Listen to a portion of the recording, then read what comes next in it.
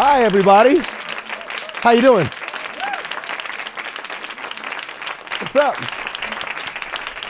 So, thank you for allowing me to come and play with you guys today. This is the most fascinating building in the entire world.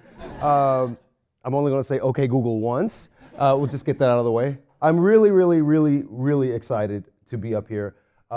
Firstly, because I don't have a show to do tonight, which makes my life a whole lot easier, which is a lot more than I can say for these three amazing performers that we're going to get to meet today. And I'm just going to call them up right now because we just need to hear from them. Ashley Park from Mean Girls. Stachel from The Band's Visit.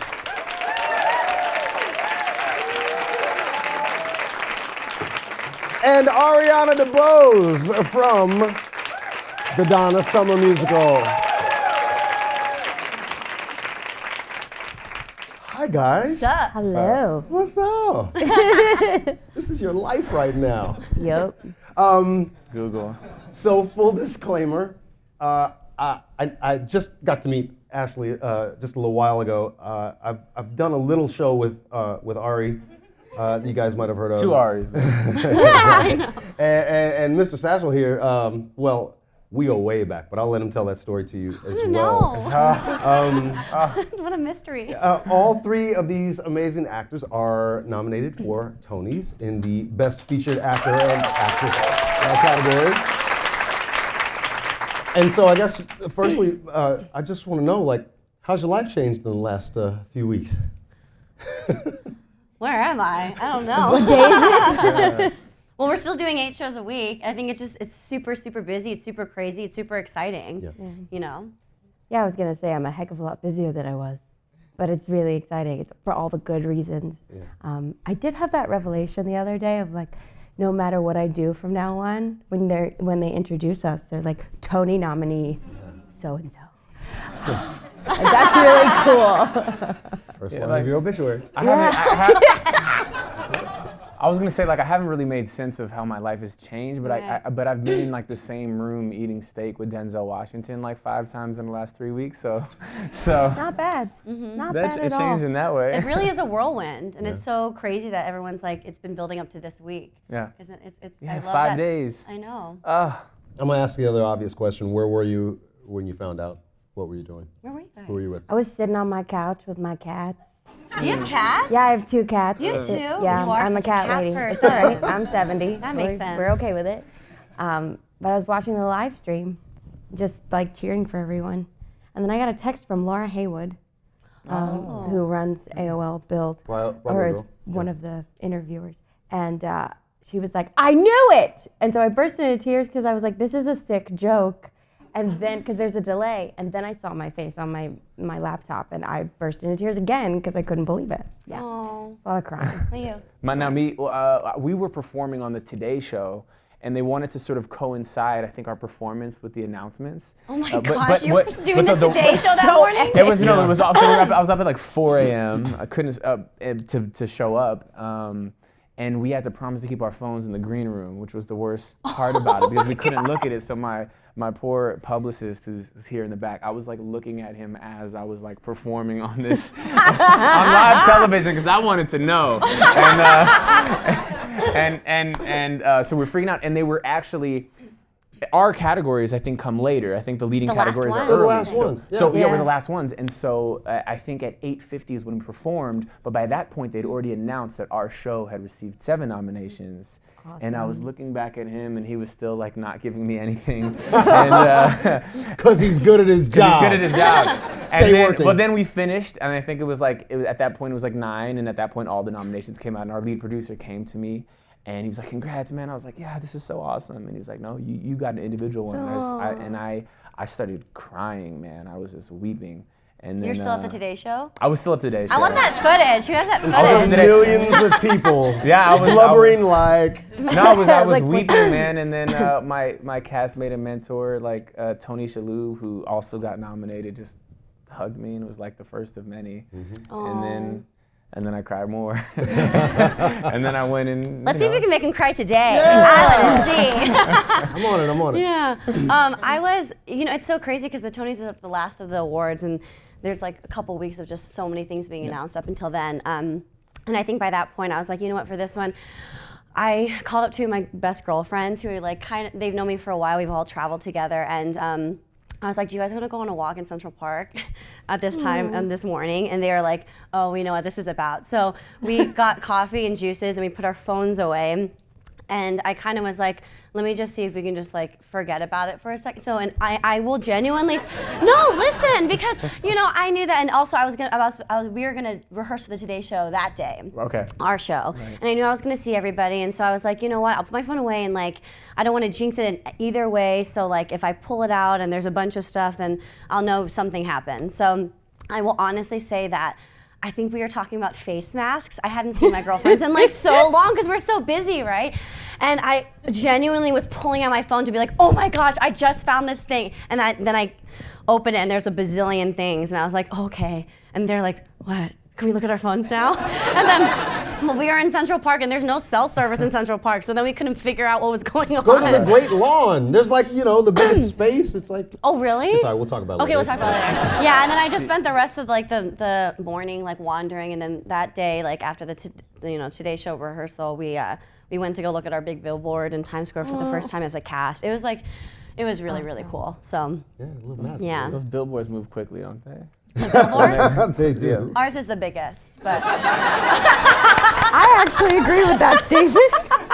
And I perform on local. He's gonna and you cry guys now. On Saturday He's gonna Night cry Live. now. I understand.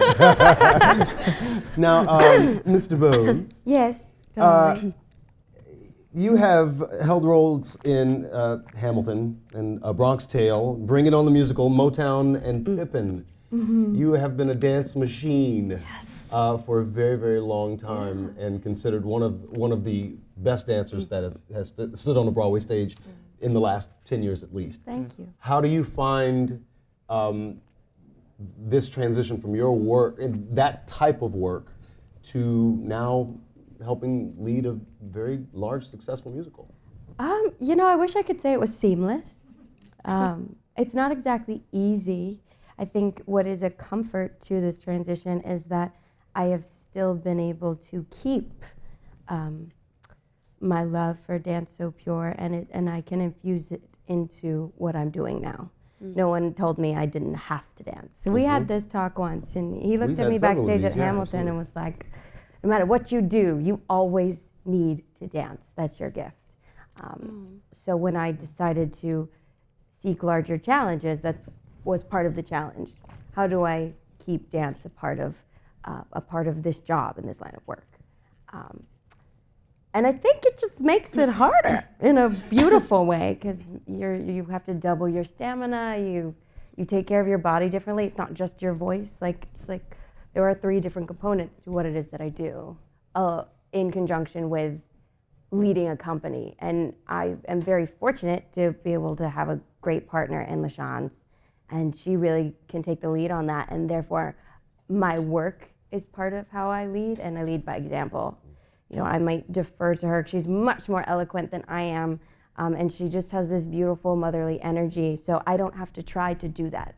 I can let her do that, and we're a great team in that way. And then I'm just like the favorite little sister over here who happens to like say a bunch of words, dance the little dance steps, and move the plot along. So it's been wonderful getting my sea legs in being someone now who is a little more recognizable, who does have to sit up here and talk and make sense, but it's fun. As someone who's seen you, I'm realizing right now that I saw you in Bring It On, I saw you in Hamilton, I saw you in Bronx Tale. We've been friends for a while, and I think that's so beautiful. It's so funny to hear you talk about it so humbly, in terms of like you've been trying to make dance part of what you keep doing, because I don't think there's a lot of people who can do what you're doing, and I think you do it so beautifully. And I love that you started in the ensemble, because I think you're really there what for that your is cast. too. I know, but I think that's like why you're able to be there for your cast in that way too. Thank you. Sorry to cut in, but I'm realizing right now I'm very Well, proud that's of the you. discussion aspect of it. We're good. Yeah. No, and I think that's cool. It does give me a different perspective, because I did start out in the ensemble, Right. and you relate to your company differently in that way. And it's been really nice. There've been a few moments where a few of my girls need a little support, like just to get their shoes taken care of. And I was able to be like, hey guys, let's put my dress on hold for a second and let's go out and shop new shoes for them. And that was real nice. So they don't die. Yeah, I was like, they're dancing their face off, playing women and men. And I'm like, you know what? We should probably get them some comfortable heels, or let's refit this flat shoe for them. I'll be fine. So that's been cool. Yeah. Fantastic. All right, you. It says you auditioned for your role several times. Seven times over 9 months. Ooh, that's a long time to wait. Okay. Yeah, it wasn't just waiting. It was like crying in bed, but. Again with the crying. No, but all jokes aside, what was that process like? The process. Listen, man, I'm just gonna go ahead and tell. I met. This is very significant for me right now. This is probably the most exciting part of this entire month is learning that I was gonna talk to you. I met Chris when I was 17 and I was trying to choose college programs, and one of the programs that I got into was NYU. And on that day, I took a train ride. I didn't even know how to get on the train, and I got there and I got to In the Heights, the show that I had admired so much. We both had a lot more hair then. We had a lot more hair, and I remember I was at the stage door and I went up to Chris and I was like, "Yo, you mean so much to me, da da da da da," and he was gracious enough to actually, after signing his autographs, he said, "Yo, come here, man." I was like, "Er?" And he don't worry, it doesn't get dark, I promise. No, and he brought me backstage, and this was the first time I've ever been in New York on a Broadway stage, and he looked up and he was like, "Yo, man, it just has a mezzanine. Just learn how to tell the story." But I'm saying that in some way to relate to the question that you asked, which is that at that time in my life, I was concealing the fact that I was a Middle Eastern person. And so I think part of learning how to tell a story was to learn how to accept myself. And I literally pretended that I was not Middle Eastern for a third of my adult life. I mean, and because I thought it would be prohibitive for me as an actor. And so when this show came about and I saw this audition, I was scared of it. I was scared of what it would mean to publicly be that and what that would mean for me, how that would limit my career prospects. And so I think that 9-month span was really a personal journey about removing the distance that I had between myself and what it means to be a Middle Eastern man. Sure. And by the final audition, I let the humanity come first, and I realized it was okay to be all of me and be Middle Eastern at the same time. And so it was sort of a really sort of spiritual process, and I'm grateful for that because it also taught me a lot about resilience and. That's cool. Oh my God, joke's on me. I'm crying. Forging ahead, man. Sorry, but it's been transformative. It was agony. I mean, you want to do it and you don't feel like you can, but now it's this wonderful sort of hybrid for me of this. I'm sitting here with amazing Tony-nominated actors, but the show is also having a social impact, and so I answered 5 questions that you didn't ask. But also in it, I think that the best art evokes. It brings out something it requires something of you, right? Yeah, I think so. I think you need skin in the game. I don't have, I don't think I have these girls. You can, I can't dance like that. You know what I'm saying? I don't have, she's so funny. If you guys, she is so naturally. I don't feel like I have that, and so I think to sort of penetrate this business, there needs to be a lot of your own skin in the game. Yeah. It needs to undeniably be yours because there's literally 100 people who are really, really good who want your job. So something needs to spark in that room. But you see that when I've seen you in your show too. Man, I sound like a super fan. I've seen everybody and everything. No, but I feel like you are 100% that character. That character's 100% you. Yeah. There's no one else. You own it. There's no one else to play because of the skin in the game. You know what I'm saying? God, I love what you said about feeling like you had to hide being This is the Google. Thank you for having us. This is the best. It's really After cathartic therapy to on have a Tuesday. No, but to This is what happens when you get nominated for a Tony and you're doing 8 shows a week. You are so raw. Yeah. Everything is just sort of like, I love you too. Yeah. But you know, like, You see people from other shows that you haven't even whose performances you haven't seen, but you're all suffering and you're all so happy and you're all so tired and you've got nodes on your cords and you haven't talked to your mama in 15 days. Right. Like it's all of those things. but right? we're like in jeans, and we were just saying, like, we were like, oh my gosh, this is like 3 ethnic up and comers in a Rare. you know, rare. Rare. Yeah. Rare to Rare. see this type Cool. of diversity. You know what I mean? Yeah, that's In wonderful. a season. So it's cool. Really cool. And I'm just long enough in the tooth to have been around when I graduated college. The only show that I could have been cast in was Showboat. Oh, right. Because there were no black people on Broadway. Right. There were no stories that were inclusive in that regard. And in the last 20 years, thankfully, that has just changed. And you've been such a huge part of that. It's still evolving. It's still finding its way. But it's really beautiful to be reminded that when you go through these processes, there is a certain amount of transformation that happens and discovery that happens. And there's something about suffering for 9 months with uncertainty and with the dire aspect of everything. You know what I mean? Every time you go in, it's the most important moment that you've ever found in your life, found yourself in, except you found yourself in it. It's like a pregnancy. Isn't Oh, a no, this pregnancy one- like 9 months? Yeah, pregnancy. So it was my baby. But the 10 last thing I months, want to say, actually. They lie. not to interject, but the cool thing is actually I got the job in this building. The audition was on the fourth floor Of this building? Of this building? Fifth Oh, floor. the Atlantic Theater 5th floor. Company. That's where it Wow. was. Yeah. So that's where you birthed your baby. Yeah. At the end of the, the, end of the pregnancy. She's in the back. She'll be good. No, just kidding. Now, Ashley, just to switch gears just a little bit, you were on the tour of Cinderella, Yes. Did I do that? and now you're I'm in not Mean sure. Girls, Yes. playing a mean girl. Yeah. No. No, are you a nice girl? Yes. Sort of. This is my 4th show on Broadway, and it's the first one I've done originating a role. How about it? What was that experience like for you? It was great, but it also did feel like my last 2 shows were big revivals, and this kind of felt like a revival in some ways, just because like Mean Girls is so iconic and everybody loves these characters so much, and it was Tina Fey again, so like. It was the best process though, because like I just think a show is such a collaboration, and when you have an amazing team and a team that is going to encourage, I feel like the Gretchen Wieners that I have now is the baby product of like truly my entire team, and they are very, very supportive of trying to find what was honest about the character in me, and like the comedy of that character and how I speak and how I interpret what that character is going through. And so she's the best. I love Gretchen. I'm like, I do. People at the stage door are always like, oh, I love Gretchen. I was like, I do too.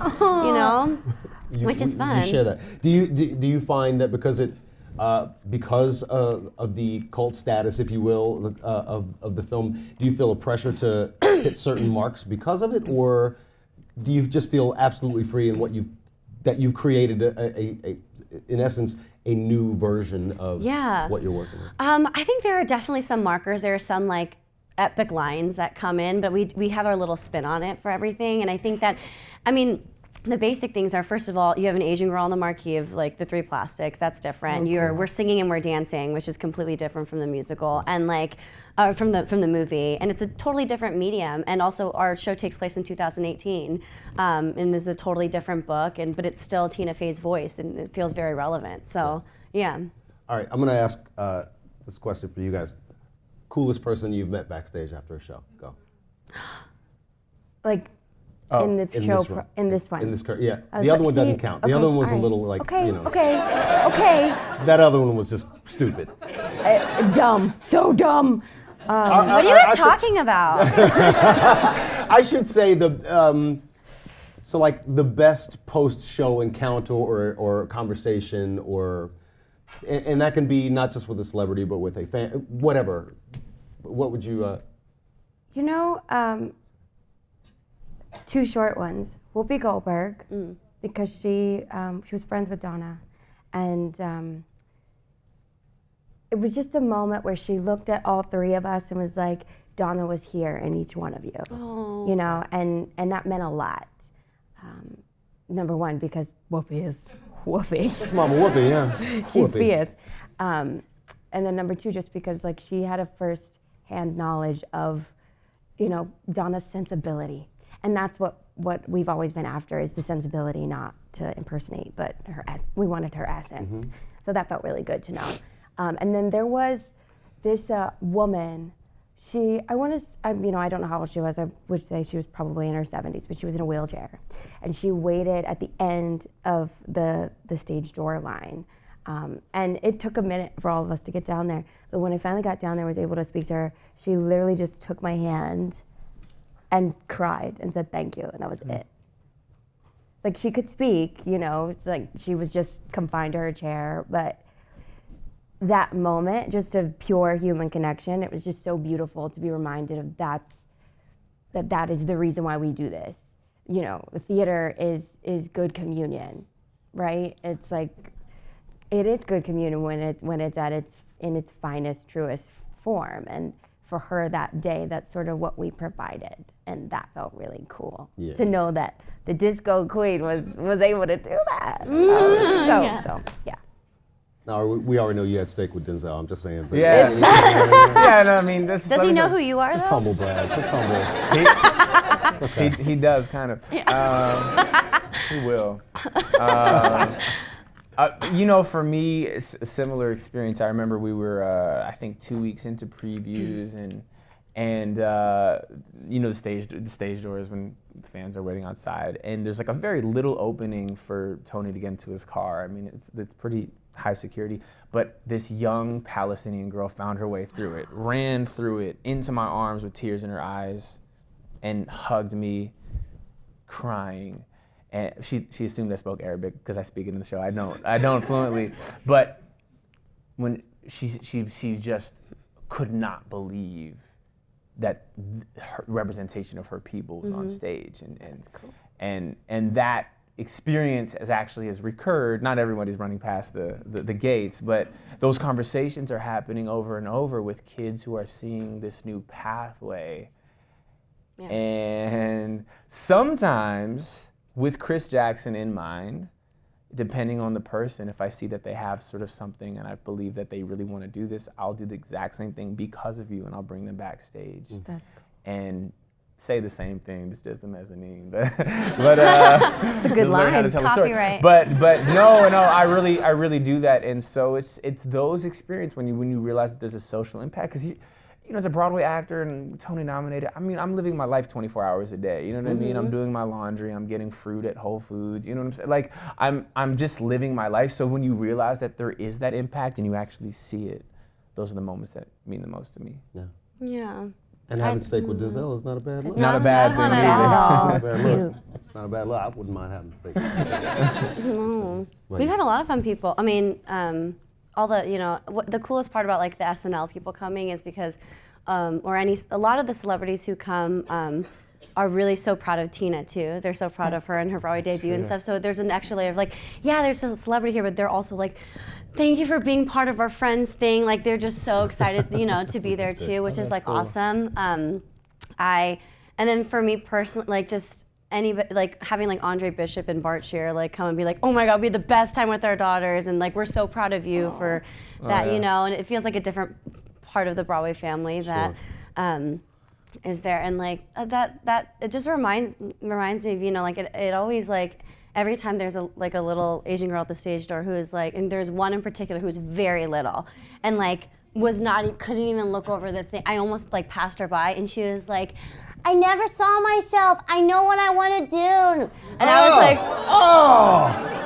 And I remember like being little and just being like, oh my God, like watching Barney and being like, I just want to be one of the Barney kids. And like, and then that's what, is that why we're singing and dancing? I think so. Literally because of that big purple dinosaur. Just want to be one of the Barney kids. Right? Yeah. And then but what was so crazy and cool was like right next to her was this like older, I'm gonna say he was a gay white boy, like teenager, and he was like, girl, like I saw myself in Gretchen, like thank you so much. And I was like, That's fierce. yeah, yeah, let's all take a selfie, you Just know. lifting but, up the people. But those Awesome. genuine interactions, Yes. you know, it's like, Yeah. oh my gosh, it's not about like having fans or anything. It was like, oh, I genuinely connected with these two, and like, thanks Gretchen, thanks Tina, thanks Casey, you know, like that. That's awesome. I want to open up the floor to some questions. Anybody have any questions for these wonderful actors that have come here and they're awake, Here we go. Yeah, one. feeling things? Look at that. Hi. On the mic. Hi, I have a question about your inspirations for pursuing a life in the theater. Is there a particular Broadway show or Broadway performer that you looked up to that helped, reinforce your decision to pursue this career? Who's got a good one? I'm trying to think of like. I feel like I go first Yeah. all the time, but I'm just gonna do it because I know what I'll say. I wanted to be Madonna's backup dancer when I was a kid. Like that was my plan. I was gonna go to LA. And funny, make plans, God'll teach you otherwise. So I had done So You Think You Can Dance, didn't exactly work out how I planned, and came to New York on a whim to audition for some stuff and got a job. And I met up with Charlotte D'Amboise, Tony nominee and dance legend. Decided she would have lunch with me. Felt very special. And she said, just come to New York, and stay here. So I did. And as I, got to know her, she truly, within 6 months' time, like changed my perspective on everything. Like I was like, why is anyone gonna take me seriously? I'm a little brown girl from North Carolina who kicks real good, and that could be it, you know what I mean? She was like, no, you are here for a reason. And she coached me within an inch of my life, helped me figure out how to, say a sentence and get to the end of the line. She was literally holding my hand through this. But if she had not done that, I don't think I would have stayed. So I owe a lot to her in that way, and she's a constant reminder to just stay open and to keep saying yes. Because I think that's probably how I ended up where I am. Stay open and say yes. That's great. Thanks, Shar. Love you. How about you, guys? Oh, he's like, he's Let's like, see first. you go. I think that. Well, I mean, I grew up in Michigan, and I had never been to. Yeah. And I'm realizing now, like, I really think that like cast albums were like a big thing for me. Like, I remember like Wicked and Thoroughly Modern Millie and like Spring Awakening, and I would just like listen to them, and I would like imagine. I think that was my real access to this. I loved like I mean, my favorite movie growing up was Sound of Music, like Julie Andrews, Callie O'Hara, Sutton Foster, like all of those ladies. I remember like listening to them, and I loved Idina and Kristen on that album too. And I watched Wicked like all the like in Chicago, in Detroit, and all this stuff. And I like long story short, I had cancer in high school, and in the Make-A-Wish Foundation, they grant a wish, and my wish was to go watch a Broadway show. Because I hadn't done that, and I was like, I really think that theater is what I want to do. They were really nice, the Make-A-Wish Foundation. They like flew my entire family out here. I'd never been to New York, and they gave me like a very bad preconceived notion for how New York was, because we were in this fancy hotel with a limo everywhere, and I was like, this is New York, baby. and we watched not one but 4 Broadway shows, and it was Wicked. But the first show I ever saw was Lion King, and Spring Awakening, which. My dad had gone back to work at that point. Thank God I didn't watch that with him. That would have been like awkward. And Chorus Line, which my sister fell asleep in, but like Pulitzer Prize winning, we love it. But yeah, so that was like, and then after that trip, and like I also, since I went to high school in Ann Arbor, Michigan. That's where the University of Michigan is, that I eventually went to, and a lot of those students would come, musical theater students would come and direct our high school shows, and a lot of them, one of them being Itai, who's in the show with you, and like, so I have a lot of mentors who were in that program and who are still in the industry, and I have them to thank too. Yeah. All right. I need to answer that one. It's hard for me. I mean, I'm gonna keep talking about it, but I think In the Heights and watching these guys was really impactful for me, because that was at a time where I was just sort of figuring out if this is what I wanted to pursue in college. I think I was 16, 17 at the time. So seeing them at least speak sort of the cultural language of our generation was really important to me. It made me feel like I had a way in, and I remember just feeling like when I got to college, like I identified with this and I could do it in a way that lots of the other kids couldn't because I was a person of color. Cool. That's dope. But so it was sort of a mixture of that show. But the truth is that it was really just I originally wanted to play basketball as a kid, and I just like when I was 15 realized I just wasn't good enough. Like there was a classmate I had who was 6'8" and dunking, and I was like, this is not for me.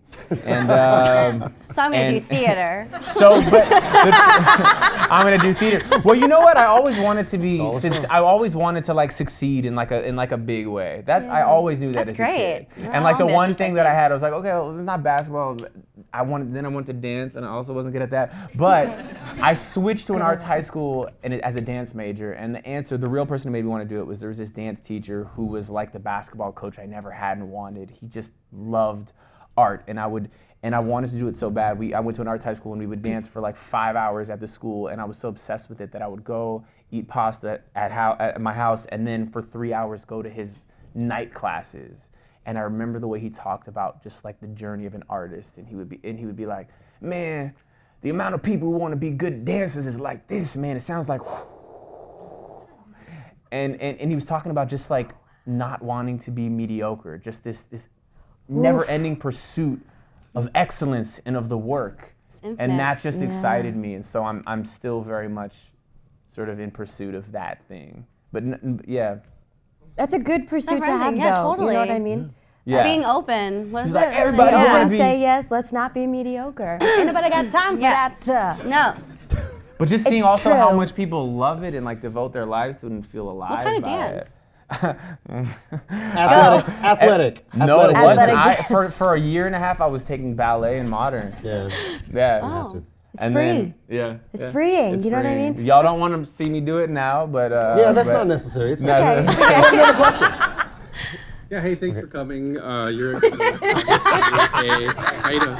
Hey. A technology company. I was wondering if you guys could talk about, in your experience over the years, how you have seen technology change the business, how it's affected things, and also it's kind of a two-part question: technology and social media, and if that change, in your opinion, is good or not. Oh, wow. Wow. I have so many thoughts. Thoughts. Well, I mean, technology in terms of like set piece, it just like very Yeah. basic is like, I mean, like our show is completely like all screens, and it's Yeah. a very warm feeling, and it's like rounded and everything. But like that technology did not exist 10 years ago. The capability of changing sets that fast Definitely evolved. did not exist. It's everything's much faster paced. Definitely. I mean, and I was gonna say, I mean, with social media and cell phones and Half of our campaign for Mean Girls is videoing. all social media. It's all you know? social media. It's moved the industry, I think, forward in a lot of great ways. We're much more accessible to lots of different demographics than we ever were before, which Yeah. is very exciting. I also think, though, everybody wants to put their Broadway show on Insta story. Everybody sitting in front of the headlights likes to tell people where they are and that they are enjoying the show and da-da-da-da, which is super awesome and very, very exciting. It's also distracting.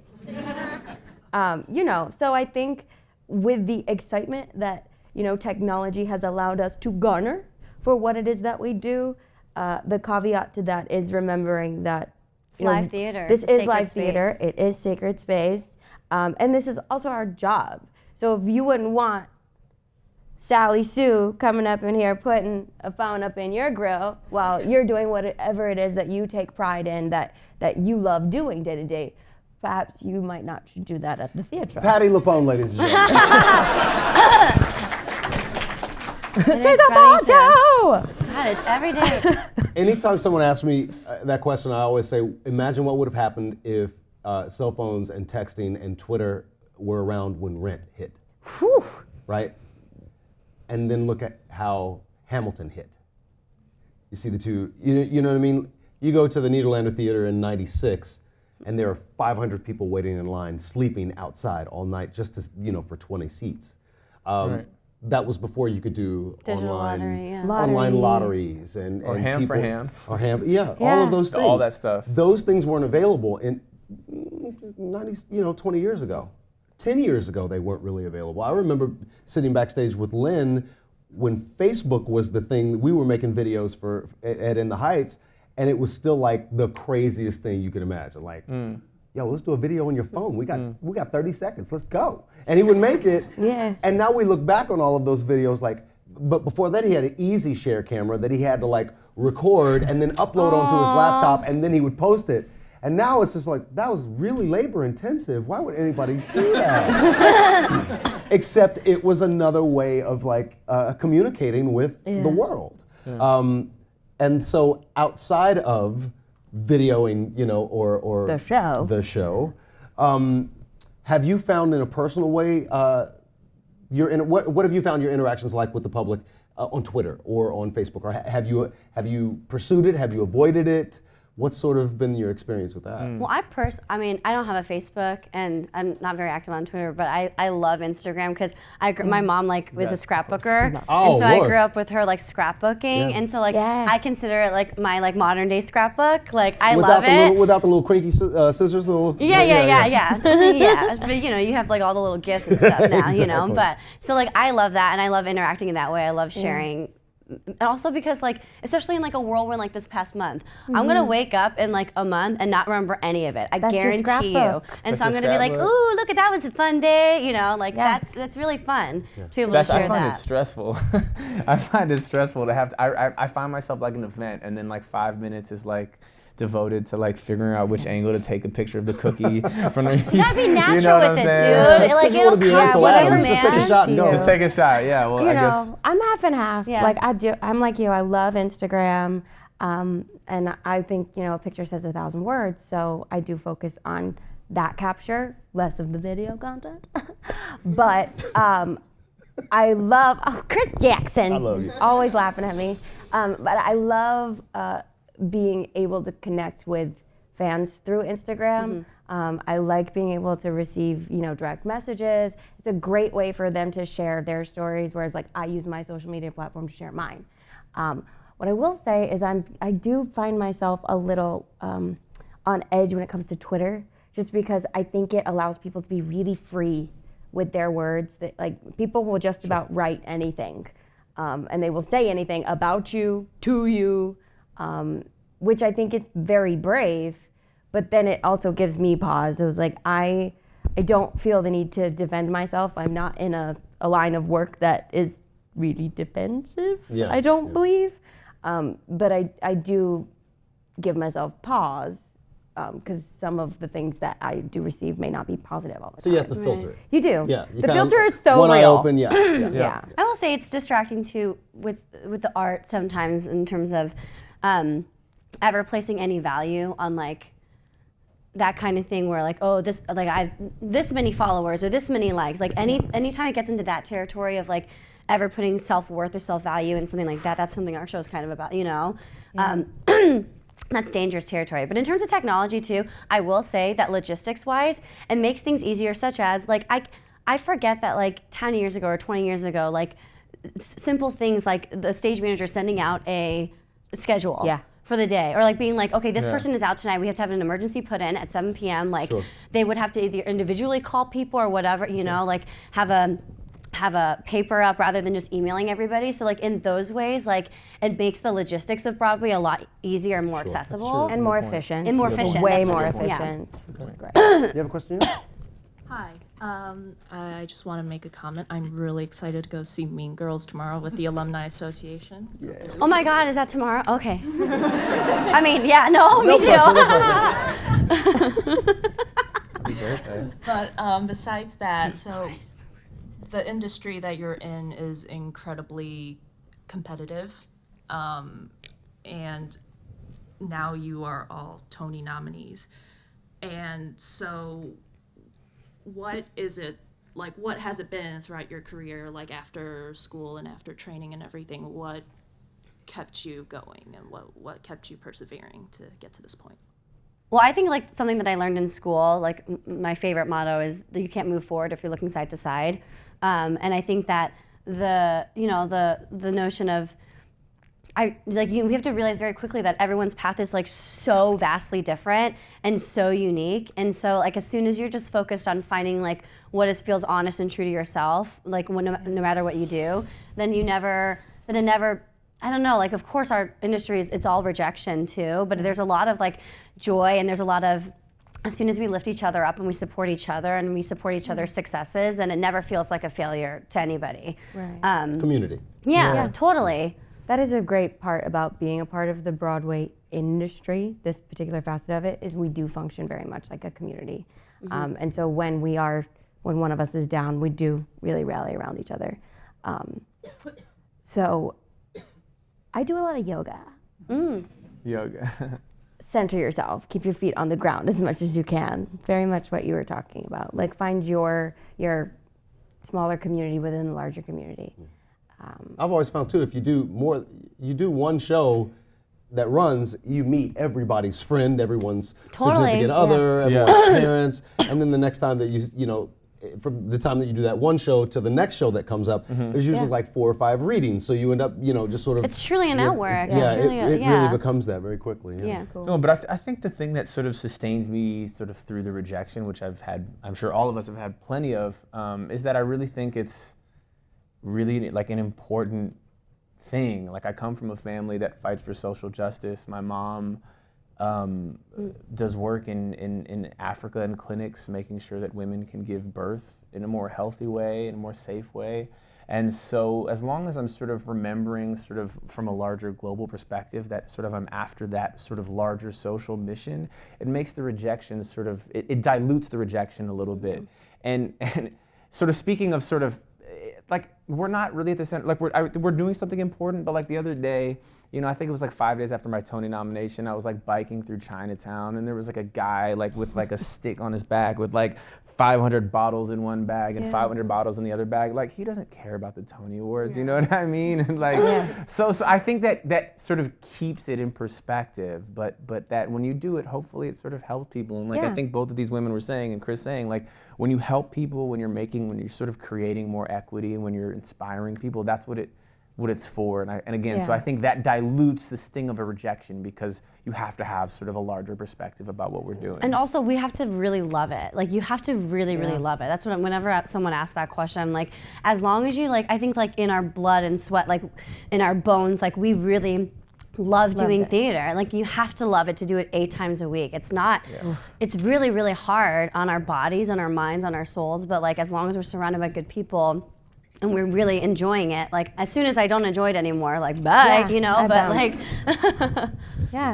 And I think, one of the greatest pieces of advice I ever got was from Judith Light. And this was early on. I think I was still doing Bring It On. And she said, you have to live a life of service.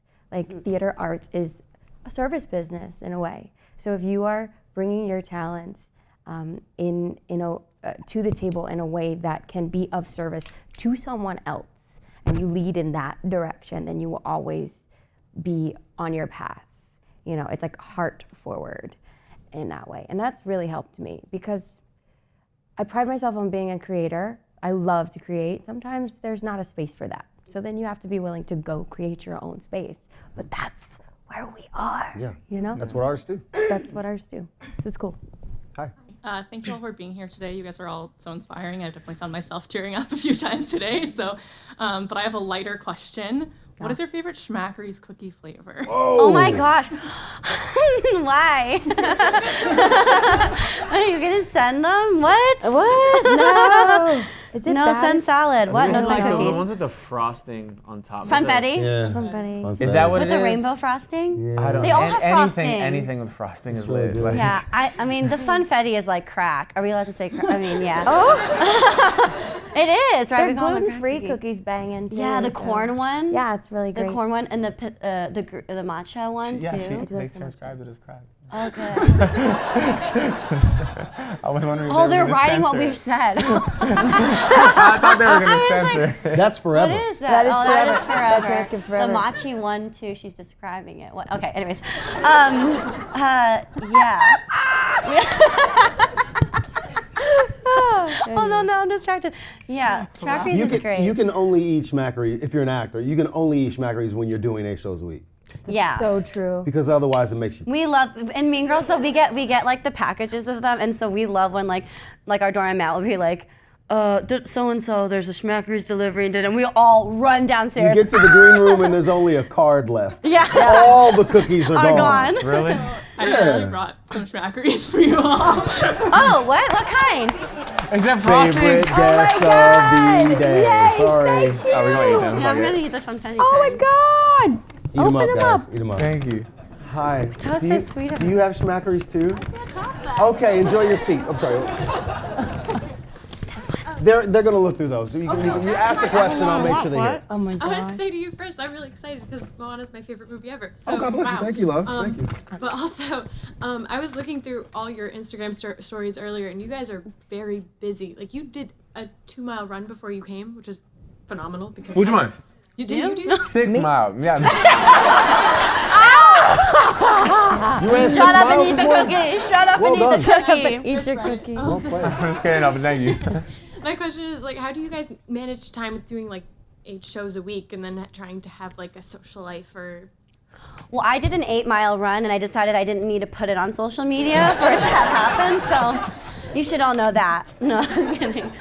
I think it ebbs and flows. I think there are times when it sort of really accelerates and social life takes like a dip and you got to do something early in the morning, and then other times it doesn't. Like, Yeah. you know what I mean? Like when we're leading up to opening, there's just so Definitely. much stuff. You can't see anyone. So sort of, I think that's sort of built into what we do, that there's times where it ebbs and flows. And I like to trick my body into thinking, and this is a problem of mine, like not being able to say no to stuff, but like, oh my God, I like to- FOMO all the time. yeah, but like I like to trick my body into thinking like, okay, if I'm planning all this stuff, I'm saying yes to Broadway Bears, I'm saying Yeah. yes to, Yes, I'm girl, gonna say throw yes. myself a birthday party tomorrow, even though it's Tony's week, because whatever, you know, if I see everybody that I want to see, then my body's like, okay, you're not gonna shut down just yet, like you can't be sick because like you're doing all this stuff.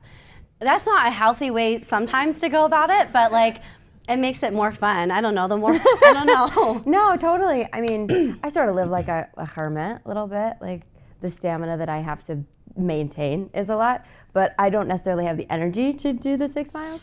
So, you know. Because you dance in your show. I do.